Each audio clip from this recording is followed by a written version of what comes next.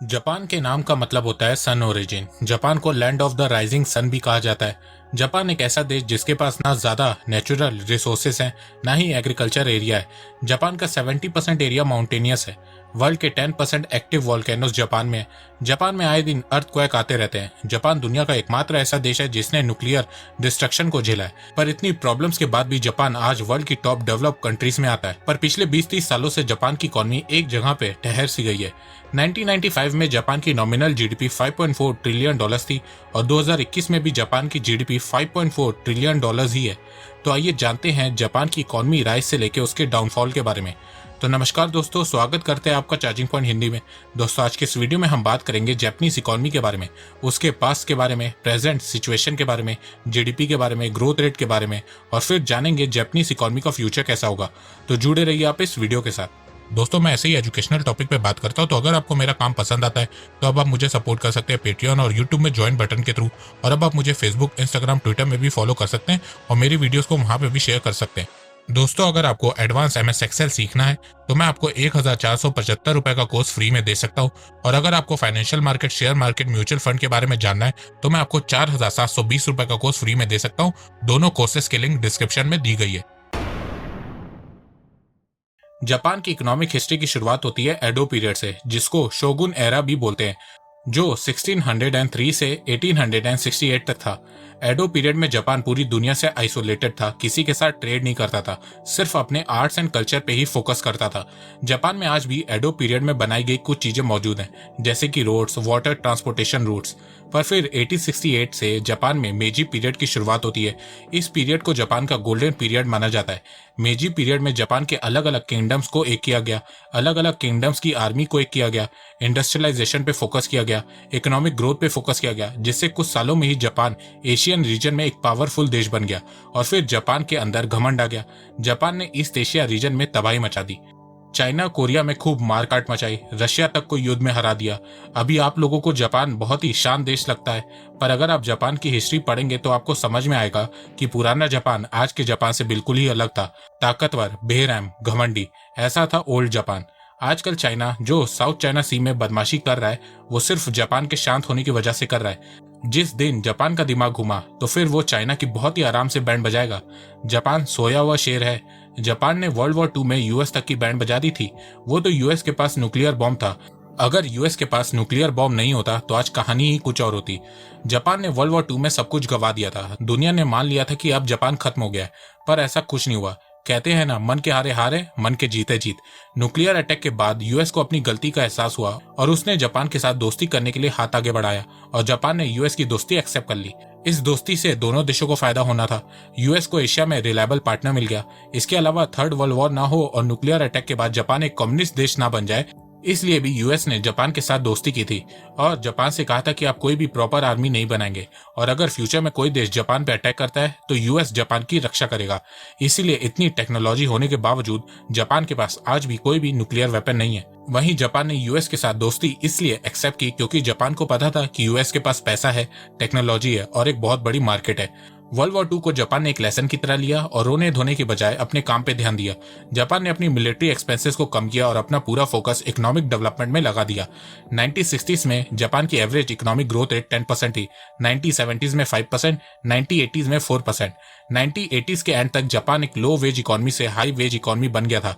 Japan 1990s तक दुनिया का मैन्युफैक्चरिंग हब था। जापान की फास्ट इकोनॉमिक ग्रोथ को देखने के बाद उस समय के इकोनॉमिस्ट ने प्रेडिक्ट किया था कि 21st सेंचुरी में जापान यूएस को बीट करके वर्ल्ड की लार्जेस्ट इकोनॉमी बन जाएगा, पर ऐसा नहीं हुआ। 1995 में जहां जापान की जीडीपी 5.4 ट्रिलियन डॉलर्स थी, वहीं आज भी जापान की जीडीपी 5.4 ट्रिलियन डॉलर्स ही है। पिछले 25 सालों से जापान की इकोनॉमी एक जगह पे ठहर सी गई है। ऐसा कैसे हुआ, आपको बताता हूँ। दरअसल इसकी शुरुआत हुई 1985 के प्लाजा अकॉर्ड से, जब अमेरिका ने डिसाइड किया कि वो अपने डॉलर्स की वैल्यू को दुनिया की सभी करेंसी के मुकाबले बढ़ाएगा। अब इसका रिजल्ट ये निकला कि जापान की करेंसी 2 सालों में 50% तक गिर गई। ऐसा इसलिए हुआ क्योंकि उस समय जापान का 40% एक्सपोर्ट यूएस में होता था। डॉलर की प्राइस बढ़ने से जापान की एक्सपोर्ट की प्राइस बढ़ने लगी। एक्सपोर्ट की प्राइस बढ़ने से जापान का एक्सपोर्ट कम होने लगा। तो अपने देश की इकोनॉमिक ग्रोथ को मेंटेन करने के लिए जापान ने अपने डोमेस्टिक कंजप्शन को बढ़ाने के बारे में सोचा। जापान की सेंट्रल बैंक ने डोमेस्टिक कंजप्शन को बढ़ाने के लिए लोन इंटरेस्ट रेट को हाफ कर दिया। अब इससे ये हुआ कि जापान में लोग और कंपनी ज्यादा लोन लेने लगे और लोन के मैक्सिमम अमाउंट को रियल एस्टेट और स्टॉक मार्केट में इन्वेस्ट करने लगे। और फिर धीरे धीरे जापान में रियल एस्टेट और स्टॉक मार्केट की प्राइस बढ़ने लगी और फिर एक बबल क्रिएट हो गया। जापानीज कंपनी का एक्सपोर्ट कम हो रहा था, उनका प्रॉफिट कम हो रहा था, पर स्टॉक मार्केट में इसका कोई नेगेटिव इंपैक्ट देखने को नहीं मिल रहा था क्योंकि कंपनीज लोन लेके स्टॉक मार्केट में पैसा लगा रही थी। और यही सेम सिचुएशन रियल एस्टेट में भी देखने को मिल रही थी। 1990s में जापान में लैंड प्राइस अमेरिका के न्यूयॉर्क और कैलिफोर्निया स्टेट से भी ज्यादा हो गई थी। सेंट्रल बैंक ऑफ जापान को ये बबल दिखने लगा तो फिर जापान की सेंट्रल बैंक ने मॉनेटरी पॉलिसी में चेंजेस किए और इंटरेस्ट रेट को बढ़ा दिया, जिसके बाद ये बबल बस्ट हो गया, स्टॉक मार्केट क्रैश हो गया, जिसके चलते बहुत सी जापानीज कंपनी बैंकरप्ट हो गई। रियल एस्टेट की भी प्राइस में बहुत तेजी से गिरावट देखने को मिली और फिर जापान में ह्यूज फाइनेंशियल क्राइसिस देखने को मिला, जिसने जापान को इस तरह से बर्बाद किया कि जापान बहुत सालों तक इससे उभर नहीं पाया। फिर आता है साल 2004, जब शिंजो आबे जापान के प्राइम मिनिस्टर बनते हैं। उन्होंने जापान की इकॉनमी को संभाला, पर फिर साल 2008 में ग्लोबल रिसेशन देखने को मिला, जिससे जापान की इकॉनमी फिर से गिरने लगी। इसके अलावा मैन्युफैक्चरिंग में जापान को चाइना और साउथ कोरिया से कंपटीशन मिलने लगा। जहां जापान में मैन्युफैक्चरिंग कॉस्ट बढ़ रही थी, वहीं इन देशों में इंटरनेशनल कंपनीज को मैन्युफैक्चरिंग करना सस्ता पड़ रहा था। इसके अलावा जापान की ग्रोथ रेट ना बढ़ने का एक मेजर रीजन डिफ्लेशन भी है। आपको जान के हैरानी होगी कि जापान में इन्फ्लेशन रेट 2021 में -0.1% है। इसका मतलब यह है कि जापान में प्रोडक्ट की प्राइस पहले के मुकाबले कम हो रही है। अब आप सोच रहे होंगे कि ये तो अच्छी बात है, तो मैं आपको बता दूं कि आम लोगों के लिए तो यह अच्छी बात है, पर देश की इकॉनमी के लिए नहीं, क्योंकि डिफ्लेशन के चलते लोग जल्दी पैसा खर्च नहीं करते हैं। जैसे कि अगर आज आपको टीवी, फ्रिज या कोई भी इलेक्ट्रॉनिक आइटम्स खरीदना है, पर अगर आपको पता चले कि कुछ दिन बाद इसकी प्राइस कम हो जाएगी, तो आप उस चीज को खरीदने से पहले कई बार सोचोगे। वहीं अगर आपको बता दिया जाए कि इस चीज की प्राइस फ्यूचर में बढ़ेगी, तो आप उसे तुरंत खरीद लोगे, उसके बारे में सोचोगे नहीं। डिफ्लेशन होने से देश में लोगों की बाइंग पावर कम होने लगती है, लोग स्पेंडिंग कम कर देते हैं, जिससे इकोनॉमी पे बहुत बुरा इंपैक्ट पड़ता है। इसके अलावा अब जापान में पॉपुलेशन एजिंग की भी प्रॉब्लम सामने आ रही है। 2014 के एस्टिमेट के अनुसार जापान में 33% लोग 60 साल से ऊपर के हैं। अब वर्कफोर्स बूढ़ी होने से जापान के मैन्युफैक्चरिंग सेक्टर में नेगेटिव इंपैक्ट देखने को मिल रहा है। तो जापान इस समय बहुत सारी प्रॉब्लम से घिरा हुआ है और ये प्रॉब्लम्स कोई छोटी मोटी प्रॉब्लम नहीं है। प्रेजेंट की बात करें तो जापानीज इकोनॉमी एक highly developed free market economy है। नॉमिनल टर्म्स में वर्ल्ड की थर्ड लार्जेस्ट इकोनॉमी है, जिसकी नॉमिनल जीडीपी $5.38 ट्रिलियन है। परचेजिंग पावर पैरिटी के टर्म्स में वर्ल्ड की फोर्थ लार्जेस्ट इकोनॉमी है, $5.59 ट्रिलियन। जापान की पर कैपिटा इनकम $44,585 है। जापान की ग्रोथ रेट पैंडेमिक के चलते 2020 में -5.3% गिर गई थी। 2021 में जापान की ग्रोथ रेट 2.3% प्रेडिक्ट की गई है। जीडीपी बाय सेक्टर की बात करें तो एग्रीकल्चर सेक्टर का कंट्रीब्यूशन जापान की जीडीपी में 3% है, इंडस्ट्री सेक्टर का कंट्रीब्यूशन 25% है, सर्विस सेक्टर का कंट्रीब्यूशन जापान की इकोनॉमी में 72% है। ट्रेड की बात करें तो 2020 में जापान ने $641 बिलियन का एक्सपोर्ट किया था और $633 बिलियन का इंपोर्ट किया था। जापान एक एक्सपोर्ट ड्रिवन इकोनॉमी है, उसका ट्रेड हमेशा से सरप्लस में रहा है। जापान का पॉवर्टी रेट 5.5% है, जापान का लिटरेसी रेट 99% है। जापान का ह्यूमन डेवलपमेंट इंडेक्स 0.919 है, जिसकी रैंक 19th है। लाइफ एक्सपेक्टेंसी जापान में 84 ईयर्स है। जापान की रैंक फॉरेन रिजर्व में सेकंड है। जापान का फॉरेन रिजर्व $1.3 ट्रिलियन है। ईज ऑफ डूइंग बिजनेस में जापान की रैंक 29 है। अनएम्प्लॉयमेंट रेट जापान में 3% है और यूथ अनएम्प्लॉयमेंट रेट 4.2% है। Japan automobiles, consumer electronics, semiconductor, copper, iron and steel के प्रोडक्ट्स के लिए पूरी दुनिया में जाना जाता है। Toyota, Honda, Nissan, Suzuki, Yamaha, Canon, Hitachi, Nikon, Nintendo, Panasonic, Sega, Sony, Toshiba, ये सब जापानीज कंपनी है।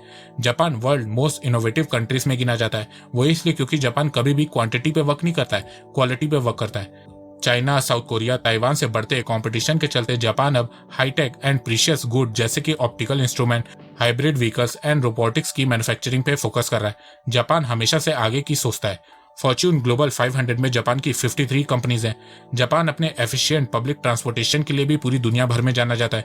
बुलेट ट्रेन, जिसको जापान में शिंकानसे कहा जाता है, इसका आविष्कार भी जापानीज इंजीनियर हिडेयो ओशिमा ने किया था। लॉजिस्टिक परफॉर्मेंस इंडेक्स में जापान की रैंक 5th है। डेट की बात करें तो जापान पे इस समय $12.3 ट्रिलियन का डेट है, 257% ऑफ जीडीपी। इतना डेट होने के बावजूद जापान परेशान नहीं है, वो इसलिए क्योंकि जापान का जो डेट है वो ज्यादातर इंटरनल डेट है। एक्सटर्नल डेट जापान का $4.6 ट्रिलियन है, जो उसकी जीडीपी का 91% है। जापान का फॉरेन रिजर्व $1.3 ट्रिलियन है। जापान एक एक्सपोर्ट ड्रिवन इकोनॉमी है, इसीलिए जापान को डेट की ज्यादा चिंता नहीं है। फ्यूचर की बात करें तो 2030 तक जापान की इकोनॉमी 3rd पोजीशन से गिर के वर्ल्ड की 4th लार्जेस्ट इकोनॉमी बन जाएगी।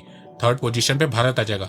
पर जापान की रियल प्रॉब्लम ये नहीं है। जापान की real problem population ageing and declining है। जापान की आबादी बहुत तेजी से कम हो रही है। 2019 में जापान की आबादी 127 मिलियन थी, जो 2021 में गिर के 125 मिलियन हो गई है। ऐसा नहीं है कि वुहान वायरस के कारण जापान की आबादी कम हुई है।